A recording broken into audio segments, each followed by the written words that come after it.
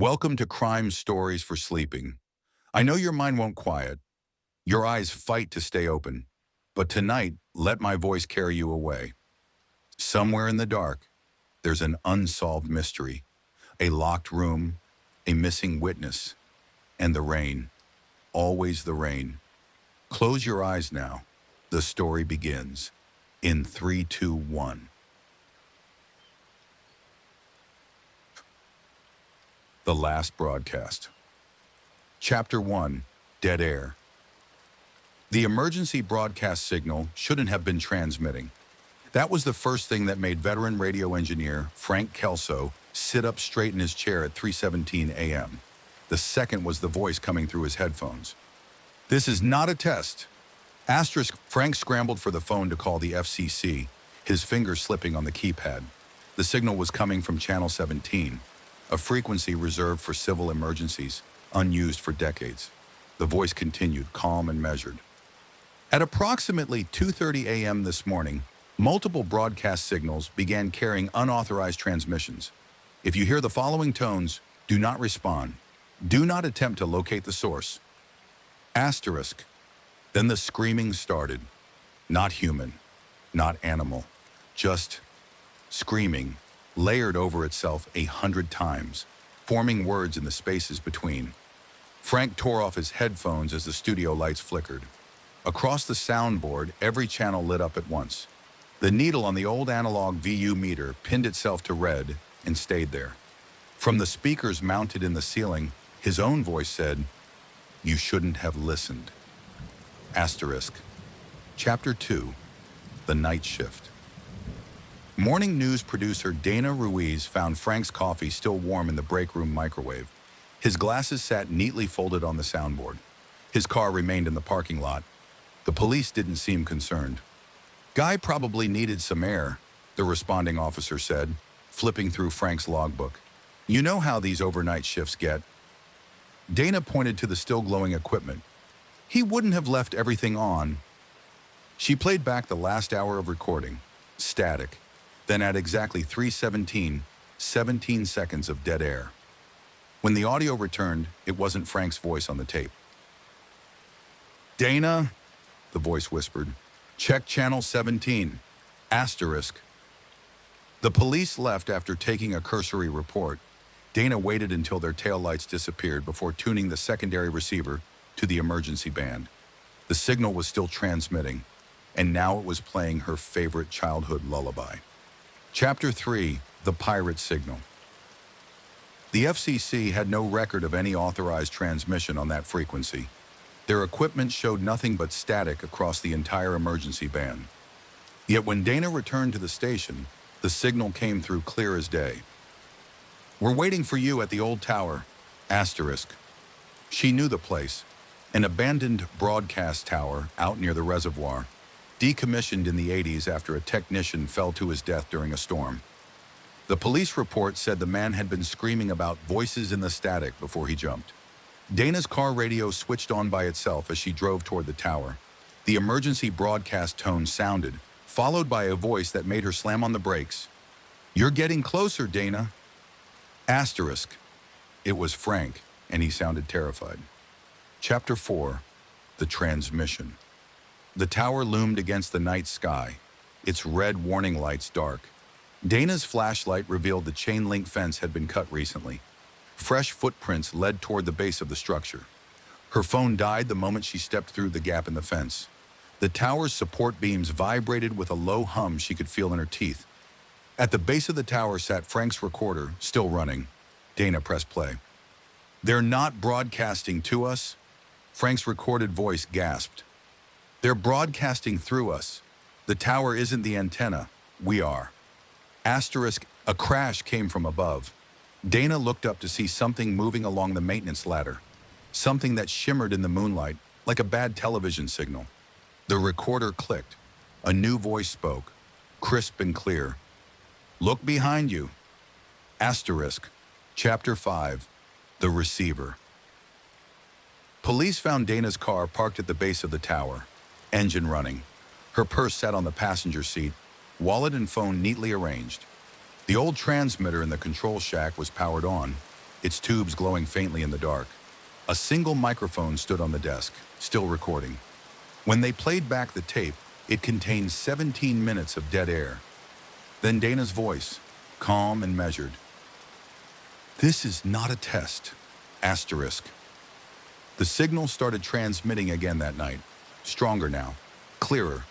And if you listen very carefully to the static between stations, you can sometimes hear them tuning themselves to new frequencies, new voices, new transmitters, waiting for someone to listen.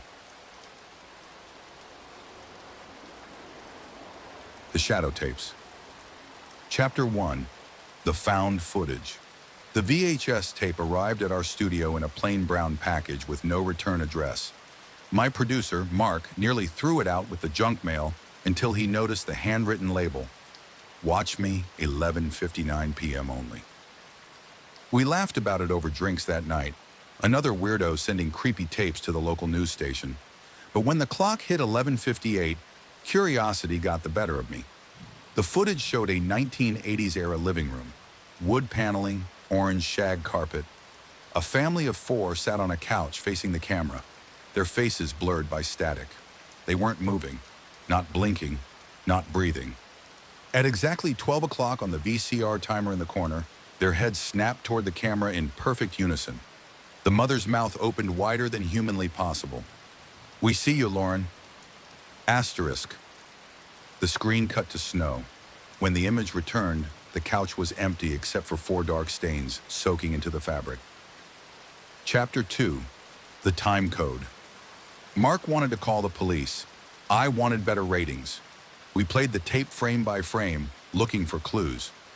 At the 11:59:37 mark, a phone number flashed for a single frame. I recognized the prefix. It belonged to the old Crestview Motel on Route 9. Room 217 still had its original 70s decor when we arrived. The smell hit us first, mildew and something metallic. The carpet was damp beneath our shoes. Mark pointed to the wall. "That's impossible." The wood paneling matched the tape exactly. Even the water stain near the ceiling was the same. On the nightstand, we found a VCR with our station's call letters written in dust on the display. As we turned to leave, the TV switched on by itself. Snow filled the screen. Then words formed in the static. "You shouldn't have come." Chapter 3. The Family. The motel clerk didn't remember anyone matching the family's description. "But that room," he said, chewing his lip. "We stopped renting it after incidents." Police reports from 1983 told the story. The Millers, husband, wife, 2 kids, checked in and never checked out. Their belongings remained in the room, but the family vanished without a trace. Back at the studio, we digitized the tape. The enhanced audio revealed something new, faint whispering beneath the static. "Help us," a child's voice pleaded. "We're still here." Asterisk. Then clearer than anything. "Lauren, look behind you." Asterisk. I spun around to see the playback monitor flicker. The time code now read 12 a.m. and counting. Chapter 4. The Signal. The tapes started arriving daily, always the same living room, always the same family. But each night they appeared slightly closer to the camera. Last night, I could see the father's yellowed teeth through the static. Our engineer discovered something disturbing. The tapes weren't recordings. They were broadcasting live. "We're seeing whatever's happening right now in that room," he said, face pale. "But according to this signal, it's always 11:59 p.m. there." Mark stopped coming to work after what happened in the editing bay. He swore the little girl from the tape whispered his name through his headphones. When he played back the audio, we heard only screaming. Now I sit alone in the studio at 11:58 p.m., watching the latest tape. The family stands inches from the camera now, their distorted faces pressing against the screen. The time code ticks to 11:59. The mother's hand emerges from the television. Chapter 5. The Live Broadcast. They found Mark's body in his apartment, surrounded by every TV in the place tuned to static. The coroner said his face was frozen in a scream. His eyes burned black. "I'm broadcasting this live tonight because I need witnesses. The tapes keep playing even when I destroy them." The family appears in reflections now, always getting closer. Look at your screens right now. See that flicker? That's not a technical glitch. They're learning how to transmit without the tapes. It's 11:59 p.m. as I say this. The studio door just creaked open, and I think signal lost. Epilogue. Viewers who watched our final broadcast reported strange occurrences. Some found their TVs switching on at night to show a dark room. Others heard whispering from unplugged devices. The station manager had our studio demolished, but the broadcasts continue. Tune your television to channel 98.1 tonight at exactly 11:59 p.m. You'll see the family sitting on their couch, and now there's an empty space between them, waiting.